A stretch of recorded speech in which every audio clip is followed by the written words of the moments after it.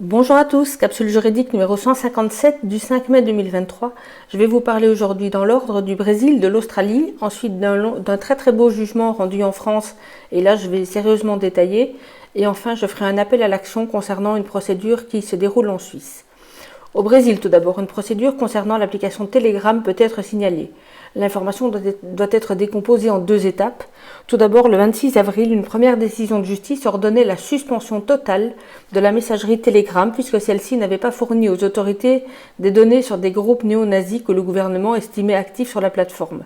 La décision émanait du tribunal fédéral de l'État d'Espírito Santo et était assortie d'une importante amende. L'affaire faisait suite, semble-t-il, à une tuerie dans une école à l'occasion de laquelle un adolescent de 16 ans avait tué 4 personnes par balle dans une école, ça se passait en 2022, et il semble, d'après l'enquête, qu'il était lui-même soupçonné de faire partie d'un groupe antisémite. Alors, est-ce que c'était une argumentation classique comme celle qu'on entend partout, ou est-ce que c'était vrai, je n'en sais rien. Un recours fut introduit ensuite contre la première décision, et par une décision du 29 avril, donc samedi dernier et 3 jours après la première, la suspension de l'application fut elle-même annulée, le magistrat estimant que cette suspension totale de Telegram était disproportionnée car, je cite, « elle affectait la liberté de communication de milliers de personnes qui n'ont aucun lien avec les faits examinés ». La décision, cette fois-ci, a été rendue par le tribunal fédéral de Rio, mais, sauf erreur, l'amende a été maintenue. Voilà, donc je mets sous cette capsule le lien vers les 2 articles du Figaro qui évoquent cette affaire.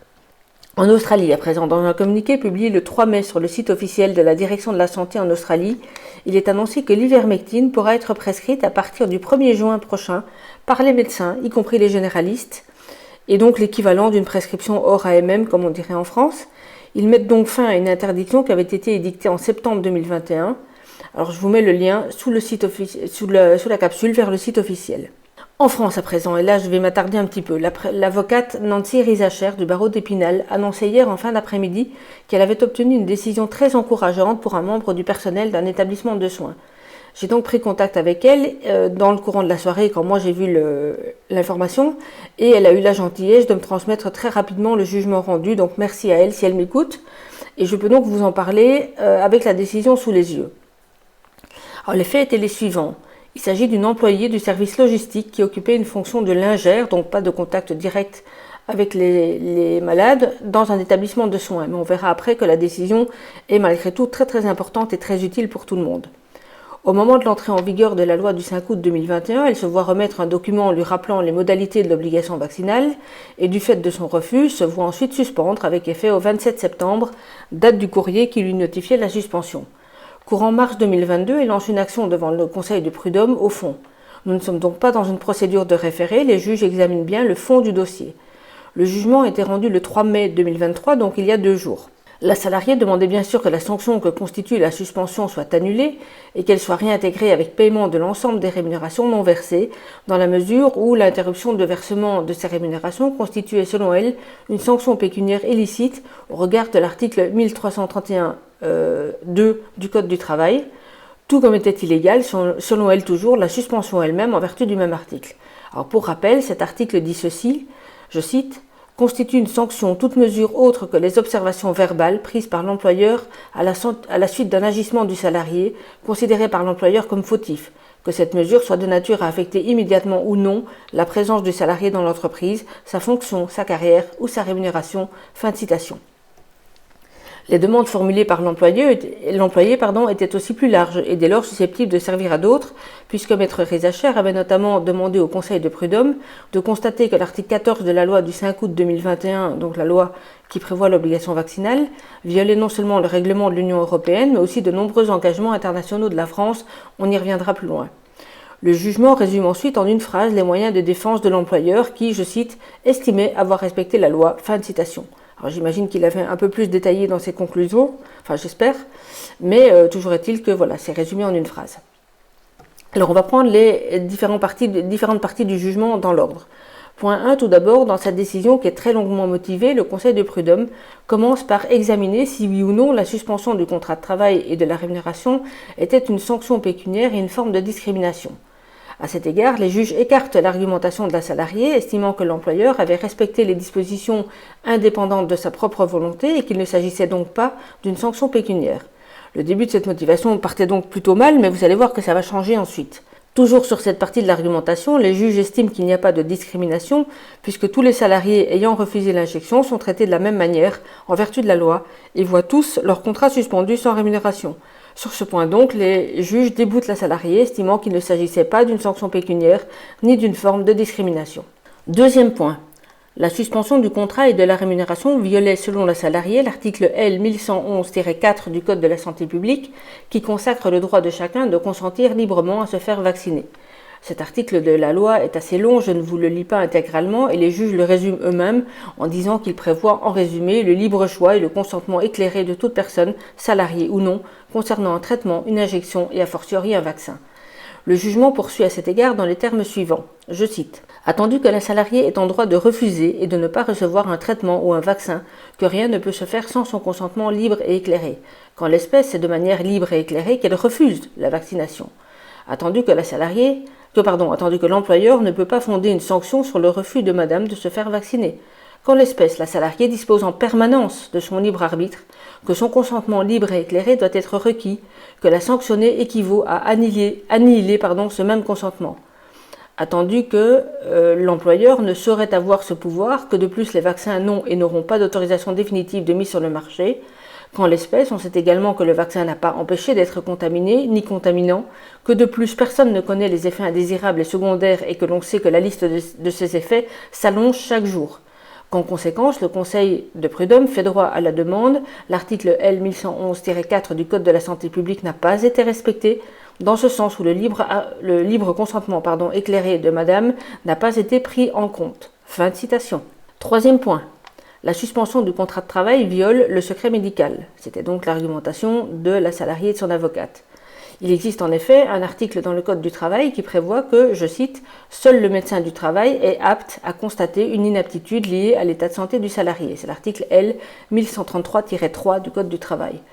Un autre article assez long lui aussi est l'article L 4624-8 du Code de la santé publique, je crois, non, du Code du travail aussi, qui évoque essentiellement les règles selon lesquelles seul le médecin a accès au dossier de santé du salarié. Dès lors, la salariée et son avocate plaidaient que la situation vaccinale ne pouvait pas être dévoilée à son employeur et que par conséquent, la loi du 5 août 2021 violait le secret médical, lequel est protégé par une norme juridique de même rang. En d'autres termes, la loi du 5 août 2021 violait une autre loi, celle qui consacre le secret médical dont bénéficie tout salarié à l'égard de son employeur. Et les juges vont accueillir cette argumentation, estimant que, je cite, « le secret médical dont seul le médecin du travail est détenteur n'a pas été respecté ». Fin de citation. Quatrième point, très important. La salariée et son avocate soutenaient que la suspension du contrat de travail et de la rémunération ne respectait pas les droits européens et internationaux. Il était notamment rappelé aux juges que même si le Conseil constitutionnel s'était prononcé sur une partie de la conformité de l'article 14 de la loi du 5 août 2021, donc toujours la loi sur l'obligation vaccinale, le principe même de la vaccination obligatoire avait certes été examiné, c'est-à-dire le début de l'article, mais que par contre l'article 14.2 relatif aux conséquences de cette obligation, à savoir la suspension du contrat et du salaire, n'avait pas été soumis à un examen par le Conseil constitutionnel. Et donc, il est, et c'est exact, c'est ce qu'on dit depuis près de 2 ans, juridiquement faux de soutenir que la loi du 5 août 2021 a été entièrement validée par le Conseil constitutionnel. En outre, tous les juges sont compétents pour examiner la conventionnalité des lois, c'est-à-dire leur conformité aux conventions internationales.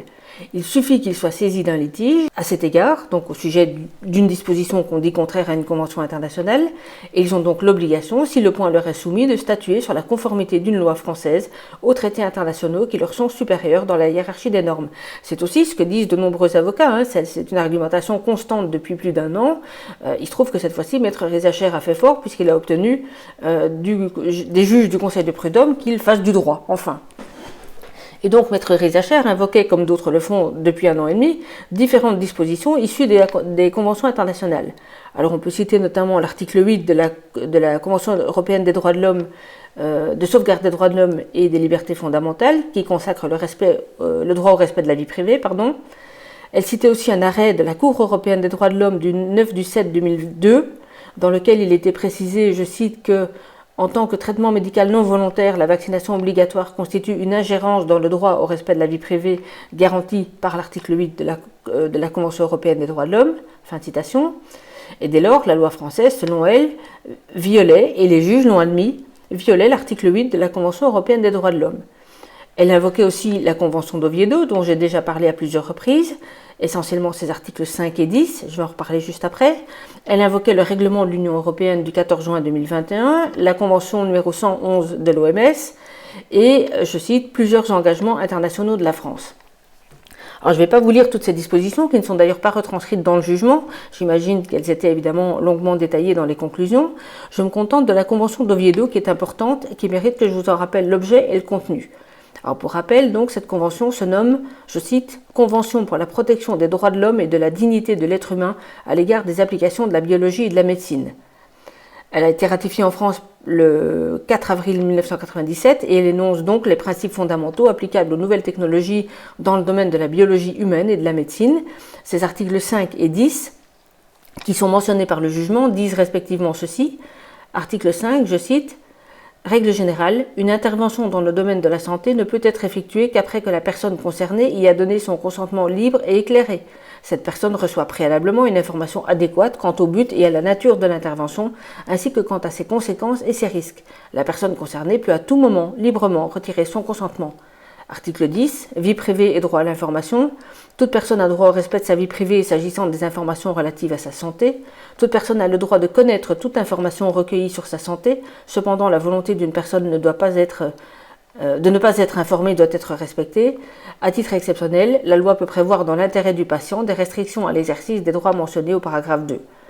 Tout ceci étant posé, le Conseil de prud'homme conclut dans les termes suivants, donc concernant toutes les normes internationales invoquées, je cite, que dès lors, le Conseil fait droit à la demande donc de la salariée, les droits européens et internationaux ne sont pas respectés.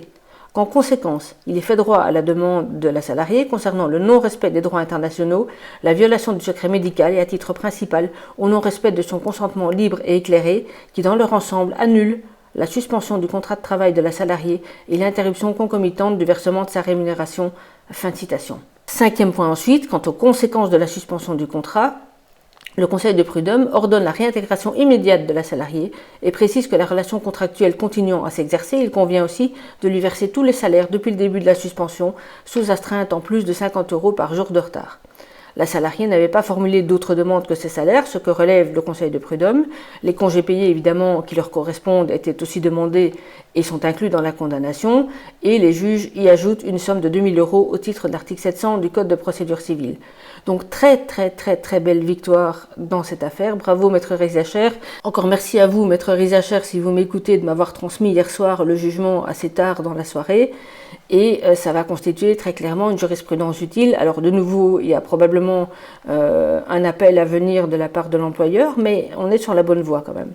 En France toujours, vous avez entendu que l'Assemblée nationale a voté hier une loi visant à réintégrer les soignants et tous les suspendus. Alors on va dans le bon sens, mais j'attends pour ma part de voir d'une part si le Sénat va suivre et surtout d'autre part à quelles conditions se ferait cette réintégration.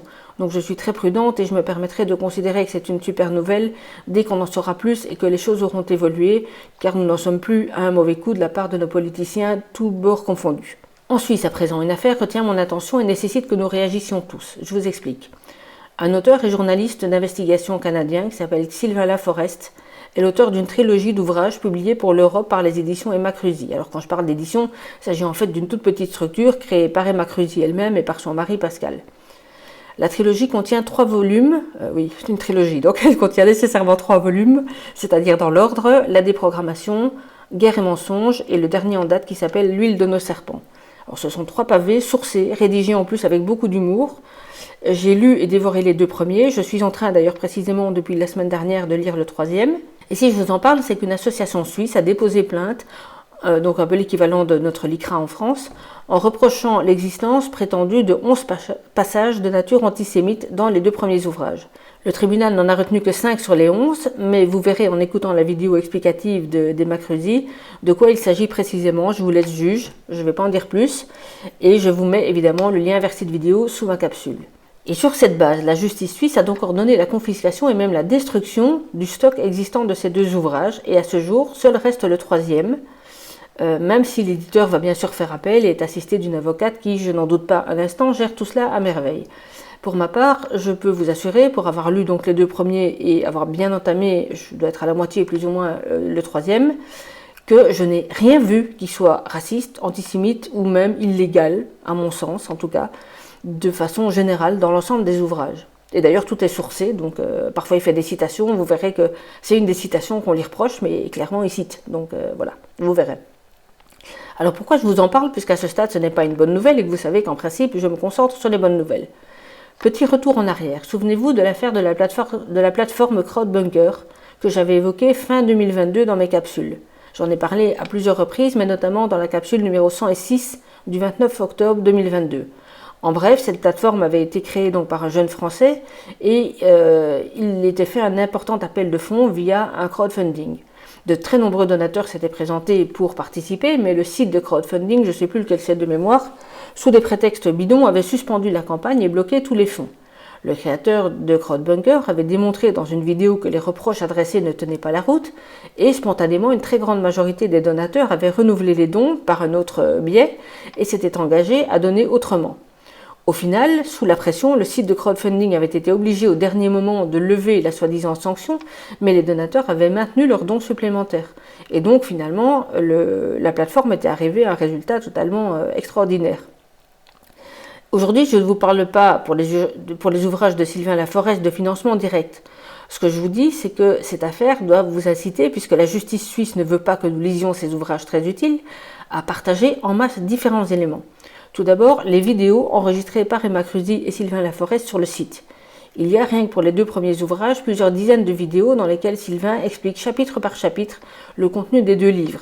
Ils ont commencé aussi pour le troisième, mais là c'est juste le début, donc il n'y en a que 2 ou 3, je ne sais plus. Écoutez ces vidéos, faites tourner les liens que je vais mettre sous ma capsule en renvoyant vers le site lui-même, et ce, en masse. Si les juges suisses ne veulent pas que vous lisiez, eh bien vous écouterez. Ensuite, le troisième ouvrage est encore disponible, donc si vous pouvez, achetez-le en masse. C'est écrit, en plus avec pas mal d'humour, vous allez voir. Vous verrez bien d'ailleurs la personnalité de Sylvain Laforest en l'écoutant dans les vidéos, et vous allez apprendre plein de choses, et tout est sourcé de nouveau. Imaginez la perte financière pour une petite maison d'édition qui a dû faire du stock de livres, surtout pour des pavés comme ça. Tout est confisqué, à tout le moins jusqu'à la fin de la procédure d'appel. La justice a donc même ordonné la destruction des 2 premiers tomes. J'espère qu'ils vont suspendre ça pendant la procédure d'appel. Donc s'il vous plaît, que vous aimiez lire ou pas, et en gardant à l'esprit cette scène surréaliste que nous avons vu tourner depuis 2 semaines, dans laquelle le fact-checker de France Télévisions se rend dans une librairie pour vérifier si le libraire dispose aussi de livres que nous avons le droit de lire, en écartant lui-même ce qu'il estime complotiste, faites une ou plusieurs des choses suivantes. Alors, je vous les propose dans l'ordre le plus logique, mais évidemment, vous voyez ça. Regardez les vidéos de Sylvain Laforest et Emma Cruzy sur le site. Vous pouvez même vous contenter de les écouter, car de mémoire, il n'y a pas de visuel ajouté, donc ça peut s'utiliser en podcast uniquement. C'est passionnant. C'est très agréable à lire en plus, puisqu'il est très vivant dans ses explications, mais vraiment, ça vaut le coup. Prenez-les dans l'ordre, comme si vous lisiez le livre. Il consacre une vidéo par chapitre, et vous verrez, c'est vraiment passionnant. Faites tourner les liens des vidéos partout, partout, partout. Faites aussi tourner le lien vers le livre qui reste pour l'instant. Il faut qu'en répandant les informations qu'il donne, nous les aidions massivement à rester debout, c'est-à-dire à financer leur défense et en publier d'autres ensuite. Faites tourner cette capsule-ci encore plus que les autres pour cette raison, que tout le temps que je passe à vous informer, au détriment de mon cabinet qui se casse un peu la figure, soit utile concrètement et aide des actions comme ça. Et enfin, si vous voulez venir indiquer sous ma capsule ce que vous avez fait à ce niveau-là, vous me donnerez sûrement des idées à d'autres personnes, donc n'hésitez pas. Allez, c'est parti, on diffuse partout. Une petite citation pour terminer, je cite « Si vous voulez une image du futur, imaginez une botte piétinant un visage humain pour toujours. » Fin de citation, et c'est attribué à George Orwell. Alors nous avons encore le moyen d'éviter que ça arrive. Ne traînez pas, bougez-vous, ne lâchez rien et tenez bon. À très bientôt, au revoir.